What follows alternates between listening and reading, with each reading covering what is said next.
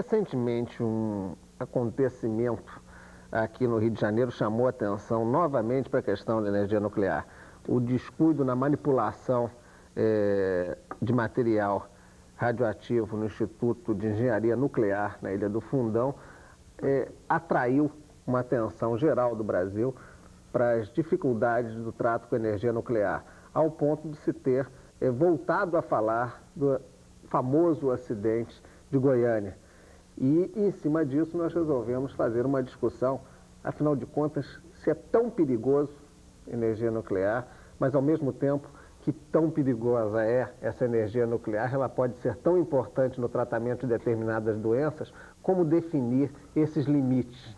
Eu lembro até que foi uma marca do primeiro Tome Ciência, em 87, exatamente, discutimos essa questão.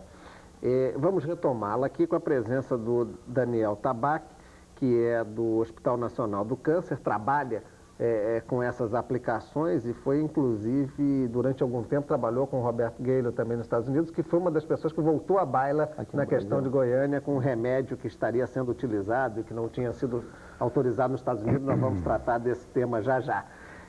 Apresento também a vocês o Dr. Luiz Renato Caldas, que eu falava do primeiro programa e era exatamente com ele.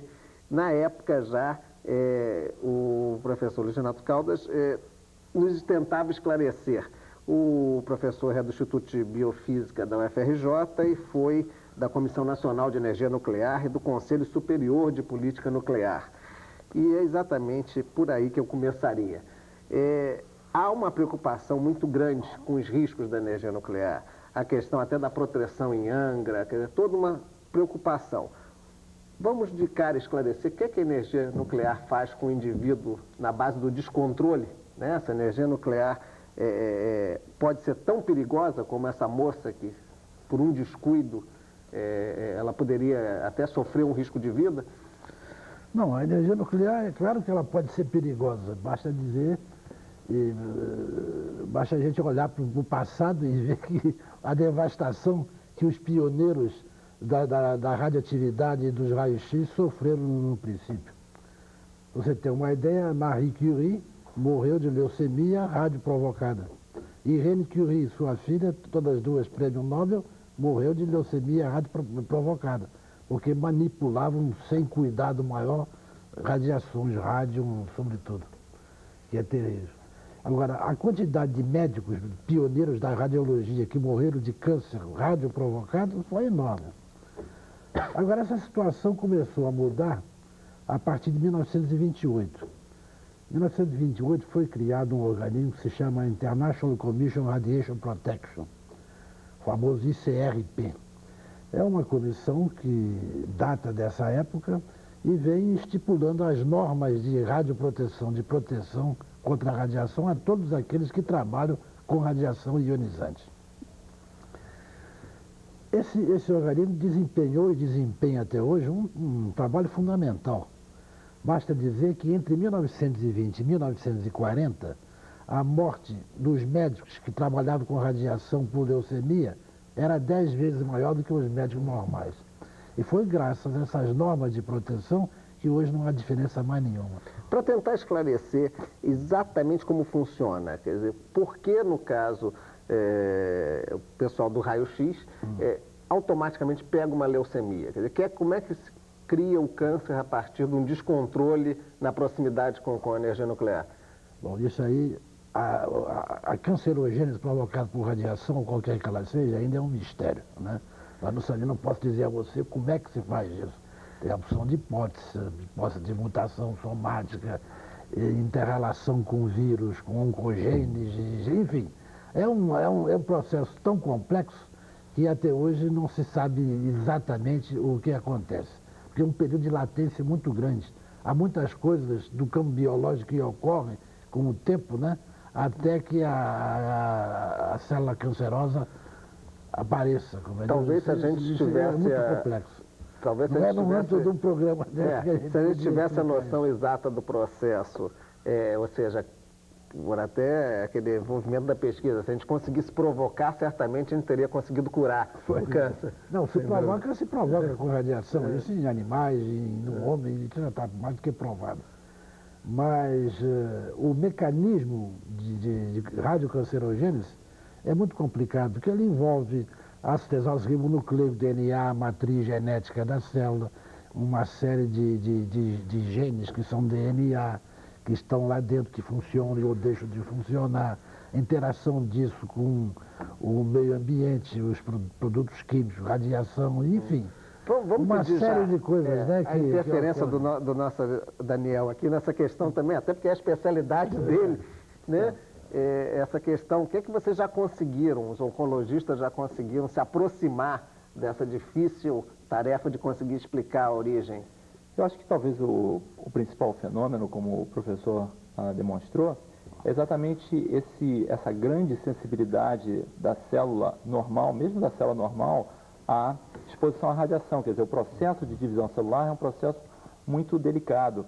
E qualquer alteração introduzida nesse processo de divisão celular, em que a estrutura genética da célula está sendo definida, nessas divisões em que a célula normalmente se dispõe, quer dizer, no medida da evolução do indivíduo, a introdução de um fenômeno como a radiação pode provocar alterações das quais resultem uma anomalia como é o câncer, no caso, as leucemias, que são o câncer do sangue, em que você tem uma célula, como ou no caso um tecido hematopoético, que todo dia se renova. Ou seja, o grau de divisão celular desse tecido é intenso. E uma vez exposta à radiação num período crítico, a uma forma de energia capaz de produzir alterações nessa estrutura tão delicada quanto o DNA e tão complexa, pode, teoricamente, induzir alterações capazes de determinar o aparecimento de uma malformação. Quer dizer, no caso, a gente pode definir o câncer como uma situação em que o controle da divisão celular foi perdido. Uma perturbação desse equilíbrio tão delicado. Sim, e essa radiação funciona como, do ponto de vista do entendimento do leigo? Porque para vocês tratam as coisas com um entendimento existente, mas para o leigo, quer dizer, como é que perturba por quê? Quer dizer, essa onda da energia nuclear, como é que a gente poderia... Quer dizer, do ponto de vista básico, talvez a gente possa entender a radiação como uma forma de energia, né? Existem vários tipos, algumas delas são particuladas, né? Chamadas tipo de radiação alfa, beta, algumas delas são simplesmente quer dizer, a produção de energia alterando ligações entre moléculas existentes dentro da estrutura celular. É o caso, por exemplo, da radiação gama. Os tipos de forma de energia, uma delas são raio-x. Quer dizer, obviamente que essa distribuição é complexa, o professor certamente pode dar uma explicação mais detalhada. Mas radiação, no caso, para o leigo, acho que uma maneira fácil de entender é como sendo uma determinada forma de energia capaz de produzir uma série de alterações na estrutura molecular dos vários tecidos. O senhor acrescentaria alguma coisa? Não, é o seguinte, como disse o Daniel Tabac, as radiações podem ser particuladas ou podem ser ondas eletromagnéticas, né? Raio-x e raio gama são os eletromagnéticos da mesma natureza da luz comum, só que muito mais energéticas. E essas radiações de alta energia, como raio-x e raio gama, elas são absorvidas dentro das moléculas pelos átomos. Então, isso faz com que os elétrons que giram em redor dos átomos sejam deslocados das suas posições. Havendo deslocamento dessas posições, esses elétrons eles recebem um ganho de energia dado pela radiação, porque foi a energia da radiação que alterou isso.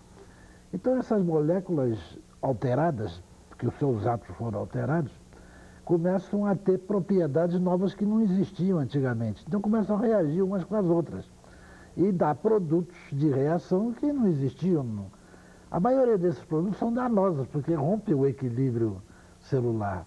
Então, isso faz com que a célula possa morrer, ou possa mutar, quer dizer, se modificar a sua estrutura genética e ficar diferente, né? Agora, o câncer, a raiz do câncer está aí, né? Quer dizer, nessas modificações sucessivas desencadeadas por agentes desse tipo, né? Agentes químicos podem fazer a mesma coisa também, produtos químicos, né? Então, esse, em suma, o mecanismo é um desarranjo atômico, no caso de raio-x e raio gama, dentro das moléculas, gerando reações subsequentes que não existiam normalmente. Para dimensionar, existe uma forma técnica de medir, né, esse peso. O senhor mesmo se referiu à luz, que aqui nos ilumina, né, à questão mesmo da radiação solar, aquela velha orientação médica, a determinadas horas que o Sol pode ser maléfico e determinadas horas que ele é benéfico pelo tipo de radiação que emite, verdade? É a quantidade de raio ultravioleta que existe no Sol é que determina isso, quer dizer, entre 8 e 10 horas da manhã é melhor tomar sol e depois entre 2 e 4 da tarde, né? Mas isso é uma questão da quantidade de ultravioleta que tem no Sol. Quer dizer, se expor demais ao Sol é muito prejudicial, né? Nesse sentido, como definir, exatamente usando o exemplo do Sol, que é a nossa maior bomba atômica, como definir a quantidade de risco de exposição à energia nuclear e o lado, digamos, benéfico que pode ter a aplicação da energia nuclear? A comparação é um pouco diferente, porque no caso do ultravioleta e do visível, a absorção dessas radiações, que são da mesma natureza que raio-x e gama, não é mais atômica, aí já é um nível da molécula, sabe? Então é uma absorção seletiva. Por exemplo, quando a gente fala que um objeto é transparente à luz, é porque ele não é absorvido pela luz. Quer dizer, a luz visível, ultravioleta, a absorção é seletiva. Tem certas moléculas que absorvem e outras que não absorvem e deixam passar. No caso do ultravioleta, é uma coisa importantíssima, porque há uma grande seletividade do ácido exoxirribonucleico, que é o DNA, a matriz genética das células, é muito sensível ao ultravioleta. Ele absorve especificamente o ultravioleta chamado de germicida, que felizmente não cai aqui na Terra porque a camada de ozônio impede. Esse é absorvido de uma maneira ultra seletiva pelo DNA. Daí a importância, por exemplo, da camada de ozônio. Se houvesse furos enormes nessa camada de ozônio, a quantidade ultravioleta de 2.600 angstroms, 260 nanômetros, atingiria aqui a Terra e a produção de câncer de pele seria uma coisa monstruosa aqui na coisa, fora as alterações genéticas de plantas e tudo mais, né? E do ponto de vista da energia nuclear em si, o senhor mesmo falou nanômetro, quer dizer, essas medições, quer dizer, como é que é o limite disso? Mas isso são unidades completamente diferentes, né? Porque uma é uma absorção molecular e outra é uma absorção atômica. Então, você pode fazer comparação em termos de resultados, né? Mas em termos de unidades físicas, o sistema é completamente diferente. Sim, mas qual é o sistema da energia nuclear, no caso? Quer dizer, você mede a radiação pelo número de ionizações que ela provoca, pelo número de alterações atômicas que ela provoca, que ela sofre com a radiação. Isso aí, a medida é feita em câmaras de ionização. Tá. Deixa eu pegar exatamente esse dilema. A unidade hoje é o Gray e o rádio. Antes de nós começarmos aqui com o programa, o Daniel estava nos contando que uma das medidas clínicas que se adotam no caso do transplante de medula, que é o campo de trabalho, né, de dedicação maior do Daniel, é a aplicação de uma quantidade muito grande de radiação em cima da medula para praticamente destruir a medula antiga para poder introduzir a nova. Né? E você falava numa medida que até espantou um pouco ali o Ligenato, disse, pô, mas isso é meio mortal. Vamos explicar essa conversa aqui outra vez. O que acontece é que essa medição determinada pelos vários aparelhos que administram esse grau de radiação, os chamados RADs ou centigrays, é uma medida que mede esse grau de energia, quer dizer, é uma estrutura um pouco difícil de você realmente medir, mas é a avaliação determinada ou pela energia particulada ou pela energia ionizada, no caso vamos dizer assim, emitida por bombas de cobalto, por exemplo, radiação gama. O fato é que esses indivíduos recebem uma dose alta medida pelos critérios habituais de medida, seja administrado por um aparelho que utiliza uma pastilha de cobalto ou, no caso, um acelerador linear, que no caso é um aparelho elétrico que utiliza a energia da aceleração de elétrons, o grau de energia que esses indivíduos são submetidos é extremamente elevada, que tem aí, no caso, por objetivo, a destruição não só da medula óssea normal do indivíduo, mas também daquilo que se propõe. O indivíduo que vai ser submetido ao transplante de medula óssea, com esse tipo de preparação, tem uma leucemia. Quer dizer, no caso, não é a radiação que induziu a doença, no caso, a radiação, nesse momento, vai ser utilizada para tratar a doença.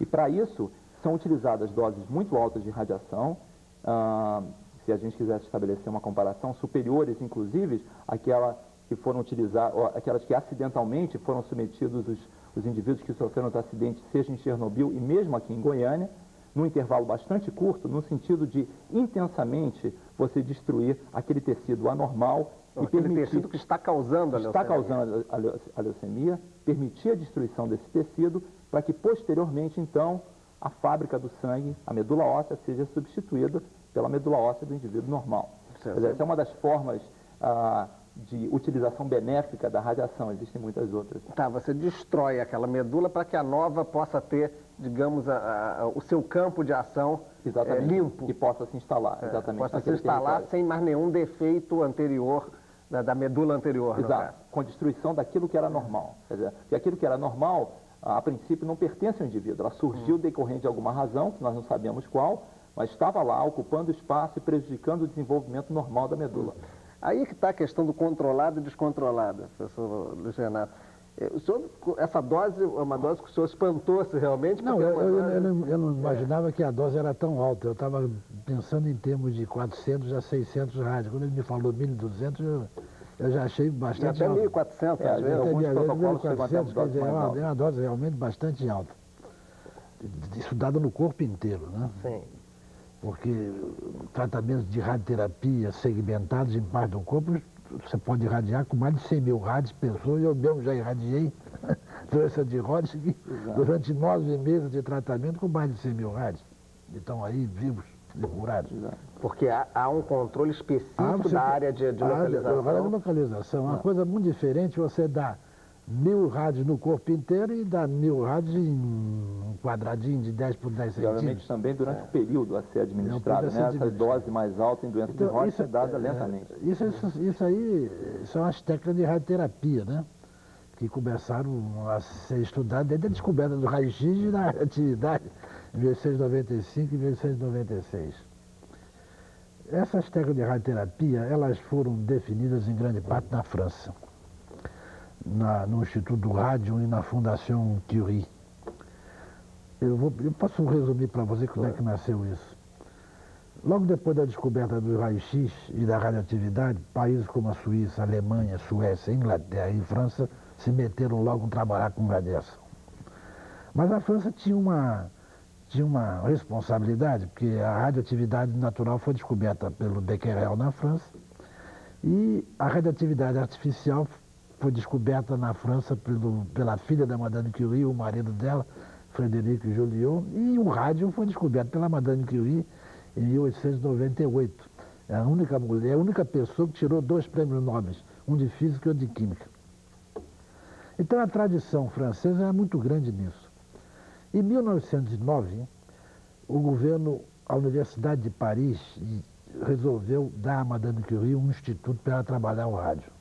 Isso 11 anos depois dela ter descoberto o rádio. Então criou-se o que se chama um Instituto do Rádio da Universidade de Paris. Em 1913, no final de 1912, o diretor do Instituto Pasteur, em combinação com a Madame Curie, resolveram ampliar o Instituto do Rádio, criando uma seção de biologia, onde seriam feitas as aplicações médicas e biológicas do rádio. Então criou-se a seção de biologia do estudo do rádio. A direção foi dada a um médico de Lyon, chamado Dr. Cláudio Jouregot, que assumiu a direção do Instituto em 1913. Aí veio a guerra. Tudo se paralisou entre 14 e 18. Eles voltaram em 18 e fizeram, então, de 18 para cá, um trabalho monumental em radiobiologia, estudando o efeito das radiações em todos os tecidos e começando as técnicas modernas de radioterapia. Aí convém assinalar a presença de um médico famosíssimo, que depois foi para os Estados Unidos, chamado Henri Coulthard, que estabeleceu as técnicas de aplicação de tratamento de câncer de laringe, de câncer de cabeça e pescoço. Depois desse, teve um outro grande médico francês chamado Baclès, que instituiu o tratamento moderno de radiação de câncer de mama, a chamada técnica do Baclès, sem cirurgia. Aí é que me parece que tem um desenvolvimento desigual. O senhor está levantando uma série de pessoas que ajudaram a fazer a revolução para a utilização mais do que pacífica curativo da energia nuclear. Mas parece que o homem, no seu lado pior, foi mais rápido. Quer dizer, na elaboração da bomba atômica, criou-se um problema que hoje é o descontrole, como foi Chernobyl, como foi o caso de Goiânia, e como, em pequena escala, esse acidente que nos motivou ao debate de hoje, no Instituto de Engenharia Nuclear aqui no Fundão, e o homem parece que não conseguiu ainda exatamente a solução para curar o descontrole. E aí eu até vou colocar para o Daniel uma questão. Isso veio à tona a partir dessa questão em que se aplicou no Brasil o GNCSF, né? Esse complicado código de letras que determina um remédio que as autoridades americanas ainda não haviam oficializado e aprovado, e o Dr. Roberto Gale, com quem você trabalhou nos Estados Unidos, aplicou em Goiânia. Brasil, e parece que com resultados positivos. A ideia de utilizar esse fator de crescimento surgiu do Dr. Gale. Na verdade, na época nós discutimos a questão, eu acredito que essa é uma situação bastante peculiar e produtiva, porque o objetivo, considerando as doses, já que nós falamos tanto nas medidas, mas as doses que esses indivíduos receberam não eram suficientes para destruir completamente a medula óssea. E, teoricamente, haveria a possibilidade da utilização de uma droga como essa, que é o chamado fator de crescimento, de estimulação de colônias de granulócitos e macrófagos, que é uma substância natural do corpo humano e que já havia sido utilizada e testada em grande escala em animais de laboratório e em grande escala em indivíduos portadores de câncer e indivíduos portadores de AIDS, já que o vírus da AIDS afeta também a medula óssea. Então, essa droga já vinha sido utilizada, a sua tolerância e toxicidade era bem conhecida, e nós agora nos defrontávamos diante de uma situação em que ela teria um potencial bastante interessante de ser utilizado no sentido de minorar a toxicidade da reação que causava efeitos muito graves na medula óssea desses indivíduos. Foi com esse objetivo, com essa discussão, que nós trouxemos a ideia, e a ideia foi acolhida pelas pessoas responsáveis na época pelo cuidado direto desses doentes, e nós tivemos a oportunidade de aplicar a droga em 8 pacientes, e nós observamos o efeito biológico que nós esperávamos observar. Ou seja, houve melhora? Sem dúvida nenhuma, nós observamos rapidamente uma recuperação hematológica que nós não esperaríamos diante daquelas contagens. Nós que estamos habituados a observar a recuperação nesses indivíduos, pudemos documentar que em cerca de 24 horas, as contagens desses indivíduos que eram próximas de zero, rapidamente começaram a se elevar. Quer dizer, uma coisa que veio à baila essa semana a respeito dessa colocação é que essa é a minha posição pessoal, que nós não podemos equiparar esse fenômeno a um remédio que salva vidas. Eu acho que, no caso, sem dúvida nenhuma, nós também que estamos acostumados a cuidar de pacientes irradiados, sabemos que o tratamento e o bom resultado é uma coisa muito complexa. E o resultado, sem dúvida, se deveu ao bom cuidado, apesar das condições totalmente, quer dizer, não ideais, ao bom cuidado médico de enfermagem que esses indivíduos receberam no Hospital Marcílio Dias. A droga se serviu para acelerar essa recuperação. Com o azul da Prússia, né? Que seria já o objetivo é diferente. Quer dizer, a utilização dessas drogas descontaminantes visavam acelerar a eliminação do césio do corpo. O objetivo dessa droga era outro, era acelerar a recuperação da medula óssea e reduzir os riscos a que esses indivíduos são submetidos. Porque um indivíduo que não tem células de defesa corre o risco de vida a cada segundo. Porque uma infecção nesse indivíduo rapidamente se traduz em óbito, ele não tem condições de reagir. Ou seja, nesse paciente, horas contam. Então, é claro que, como eu mencionei, equiparar isso à recuperação direta é um raciocínio um pouco prolongado. Mas o mais importante é observar o efeito biológico e transpor isso para outras possíveis situações controladas e não descontroladas como essa. A droga vem sendo utilizada largamente em pacientes submetidos a transplante de medula óssea e a vários tratamentos com altas doses de quimio e radioterapia para tratamento de câncer. E nós esperamos que essa droga esteja rapidamente disponível para que nós possamos utilizá-la também. Existe um interesse muito grande na utilização de drogas dessa família, porque, sem dúvida nenhuma, ela vai reduzir a toxicidade de vários tipos de tratamento e vai permitir, por exemplo, que doses mais elevadas de quimio e radioterapia possam utilizar e, teoricamente, permitir possivelmente melhor controle da doença e, quem sabe, até a cura, já que em muitos tumores existe uma relação direta entre a dose de quimioterapia e radioterapia, a dose do tratamento anticâncer e o efeito. Então, se nós reduzirmos a toxicidade com drogas como GNCSF e outras classes de drogas que vêm sendo lançadas, que estão sendo descobertas, as chamadas citoquinas, linforquinas, que podem reduzir a toxicidade desse tipo de tratamento. Então, certamente, nós vamos estar ganhando terreno nessa luta contra o câncer. Como nós já estamos chegando perto do fim, eu pediria ao professor Luiz Renato Caldas que nos colocasse a questão da prevenção. Quer dizer, o senhor acha que nós temos evoluído e que esses acidentes que ocorrem, quer dizer, o acidente de Goiânia, eu diria que certamente é um dos acidentes mais exóticos do mundo, né? O acidente de Goiânia, na realidade, não é um acidente, é um incidente, né? Porque isso é fruto foi fruto de ignorância, né? Quer dizer, ali foi uma fatalidade, uma coisa doida demais para a gente considerar como uma possibilidade até de repetição, né? É fruto de uma ignorância total, né? O que vai se fazer? Agora, isso que aconteceu aqui no Jardim Jaraguá foi uma coisa menor, isso não tem menor gravidade. Foi mas isso costuma acontecer, quer dizer? Isso pode acontecer, mas isso é uma coisa sem importância. Agora, a prevenção é dada justamente por essa comissão que eu falei, as normas de proteção, não é? Por exemplo, uma instalação de raio-x tem que ser muito bem feita, um chumbo nas paredes para não passar radiação.